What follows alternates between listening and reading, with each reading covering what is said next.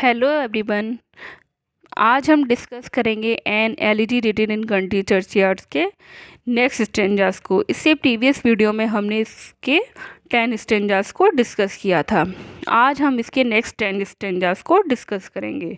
इससे previous video में हमने बताया था कि कैसे गरीबों की जो कब्र होती है उन पर कोई ट्रॉफ़ी नहीं लगाई जाती, ना ही उनकी याद में कोई शोक गीत गाया जाता। वो अमीरों को वार्निंग दे रहा था कि सबको मौत एक निश्चित समय पर आनी है, इसीलिए उन्हें प्राउड नहीं करना चाहिए। अब हम इसके आगे के स्टैंडर्ड्स को देखते हैं। कान स्टोरीज अर्न और एनिमेटेड बस्ट। क्या कोई बढ़िया सा कलश या आधी मूर्ति इनकी कब्र पर लगा दी जाए। Back to its mansion call the fleeting breath. क्या ये चीज़ें मरी हुई कब्र पर वापस सांसें ला सकती हैं। फ्लीटिंग ब्रीथ मतलब वापस सांसें ला सकती हैं। अगर इनकी कब्र पर कोई बढ़िया सा कलश या पर बढ़िया सी नक्काशी कर दी जाए तो क्या ये मरे हुए इंसान में सांसें वापस ला सकती हैं। Can honours voice provoke the silent dust.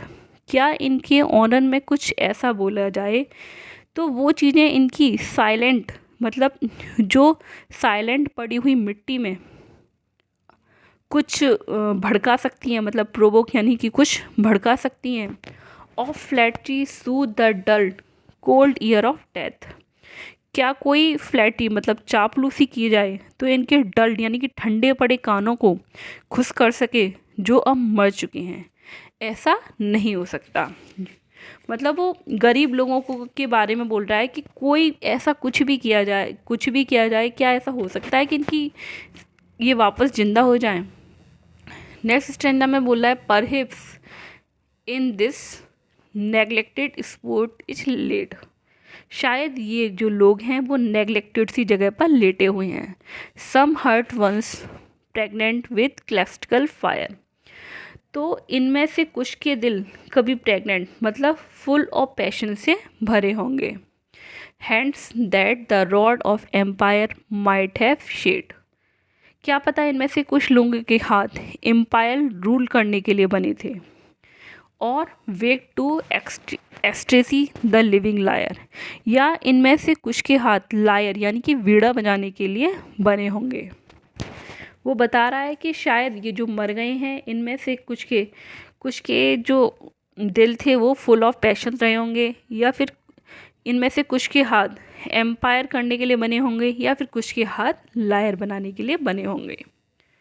But knowledge to their eyes. लेकिन नॉलेज ने कभी इन लोगों के लिए अपनी knowledge to their eyes her ample page. लेकिन शायद नॉलेज ने कभी इन लोगों के लिए अपनी आंखें नहीं खोली। Rich with the spoil of time did never unroll. अमीर लोग जो अपना टाइम वेस्ट करते हैं इनकी नॉलेज तक पहुंच ही नहीं दी। अमीर लोग जो अपना टाइम वेस्ट करते रहते हैं उन्होंने कभी इन्हें पहुंच ही नहीं दी। Chill penury repressed their noble rage. क्या इनको इनकी गरीबी को इनको दबाती थी इनकी नोबल रेज के लिए। मतलब ये लोग ऐसे थे, शायद इनकी गरीबी इनको दबाती थी। एंड ट्रॉय the genial current of soul. और इनकी सोल में जो जीनियल करंट था उसको जमा दिया। Full many a gem of purest ray serene the dark unfathomed caves of ocean bear. Full many a gem मतलब मोती, और प्योरेस्ट रे सीन बहुत सारे हीरे मोती। The dark unfathomed caves of ocean bear समुद्र की गहराई में केव्स मैनी गुफा में छिपे रहते हैं। Full many a flower is born to blush unseen. ऐसे कुछ फूल भी होते हैं जो बहुत खूबसूरत होते हैं लेकिन वो दुनिया की नज़रों में अनसीन रह जाते हैं। And wastes its sweetness on the desert air. और अपनी स्वीटनेस को रेगिस्तान की हवा में वेस्ट कर देते हैं। मतलब उन गरीबों से कंपैरिजन करते हुए बोल रहा है कि वो एक समुद्र की गहराई में जैसे मोती छुपे रहते हैं, और रेगिस्तान की हवा में जो रेगिस्तान में जो सुंदर फूल होते हैं लेकिन वो रेगिस्तान में होने की वजह से अपनी स्वीटनेस को खो देते हैं। ऐसे ही उन गरीबों के बारे में बोल रहा है। some blazers Hamden, some blazers Hamden that with dauntless breast. कुछ ब्लेजर हैम्डन, यानी कि हैम्डन एक पॉलिटिशियन था जो चार्ल्स फर्स्ट का विरोध करता था। कुछ ब्लेजर्स हैम्डन की तरह होंगे, एकदम निडर, जिनके सीने में खौफ नहीं था। द लिटिल टायरेंट्स ऑफ हिचफील्ड विथस्टूड, अपने गांव में किसी अत्याचार के खिलाफ खड़े होंगे। सम म्यूट इनग्लोरियस मिल्टन हेयर में रेस्ट, कुछ जो पोइट जो कुछ रेस्ट कर रहे हैं वो मिल्टन की तरह होंगे। Some Cromwell guiltless of his country's blood, कुछ क्रॉमवेल की तरह होंगे जो एकदम गिल्टलेस था, उसने भी चार्ल्स फर्स्ट की नीति का विरोध किया था। मतलब उन कब्र में सोए हुए लोगों से वो कह रहा है कि कुछ हैम्डन की तरह होंगे, कुछ मिल्टन की तरह होंगे और कुछ इनमें क्रॉमवेल की तरह होंगे। The applause of listening senates to command, जब सीनेट मतलब पॉलिटिशियन, जब सीनेट्स कमांड देते हैं तो उनकी वाहवाही होती है। इन ब्लेजर्स को नहीं मिल सकी। The threats of pain and due to despise, इनकी ज़िंदगी में जो दर्द था उसने इनको तुच्छ बना दिया। To scatter plenty over a smile land, ये अपने स्माइलिंग लैंड के लिए कुछ नहीं कर सके। And read there history in a Nations eyes, और अपने देश के इतिहास के लिए भी ये कुछ नहीं कर पाए। Their lot forbade nor subscribed alone, इनकी सिचुएशन ने इनको रोक रखा था। Their growing virtue but their crime confined, नहीं तो इनके अंदर भी वर्च्यू थी लेकिन बट देयर क्राइम्स कन्फाइंड, लेकिन ये तो कोई क्राइम भी नहीं कर सके। इनके अंदर भी वर्च्यू थी जो ग्रो नहीं कर जो तो इनके अंदर मतलब वर्च्यू थी, नहीं तो वो भी ग्रो करते।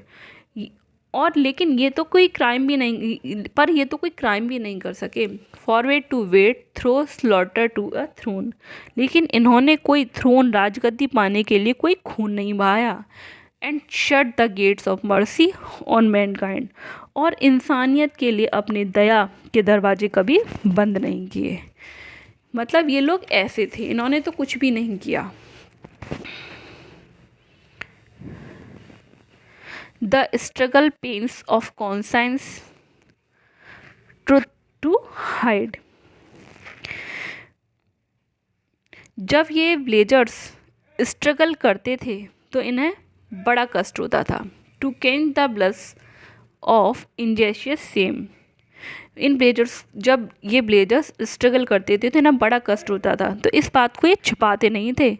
वो कभी शर्म महसूस नहीं करते थे, कभी अपनी फीलिंग्स को छिपाते नहीं थे। और heap the shrine of luxury and pride, इन गरीबों के पास इतना टाइम नहीं था कि वो luxury and pride with incense kindled at the muse's flame, कि वे अमीरों की लग्जरी और प्राइड की चापलूसी करें गाने गाकर। म्यूज मतलब स्वर्ग की देवी के सामने अगरबत्ती जलाकर इनके गीत गाएं। मतलब इनके पास इतना टाइम नहीं था कि वे अमीरों की चापलूसी करें या उनकी लग्जरी लाइफ को देखकर जेलसी फील करें। इनके पास इतना टाइम ही नहीं था। Far from the madding ground, ये लाइन इम्पोर्टेंट है क्योंकि far from the madding crowned का जो टाइटल है वो यहीं से लिया गया है। इग्नोबल स्ट्राइफ्स, शहरों की पागल जनता से पैसे कमाने के लिए घटिया काम भी नहीं करते थे ये लोग। Their sober wishes never learned to stray, उनकी इच्छा सीधी सादी थी, पैसा कमाने के लिए कभी भटकना नहीं सीखा है। along the cool sequestered veil of life they kept the noiseless tenor of their way, शांत कूल जिंदगी जीते थे, अपने रास्ते में ऐसे थिंग्स रखते थे जो नॉइसलेस हों।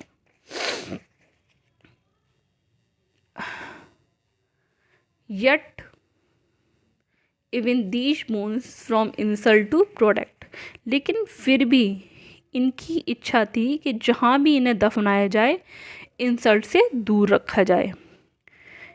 देयर बोन्स, इनकी हड्डियों को सम फ्रेल मेमोरियल स्टिल इरेक्टेड नी, भले ही इनकी कब्रों पर कोई ट्रॉफी नहीं लगी लेकिन इनकी कब्र को प्रोटेक्ट करने के लिए कुछ चीज़ें लगाई हुई हैं, मतलब कुछ memorial with uncouth rhymes and shapeless sculpture decked, कुछ शेपलेस मूर्तियाँ जिन पर कुछ देहाती में राइम लिखी हैं।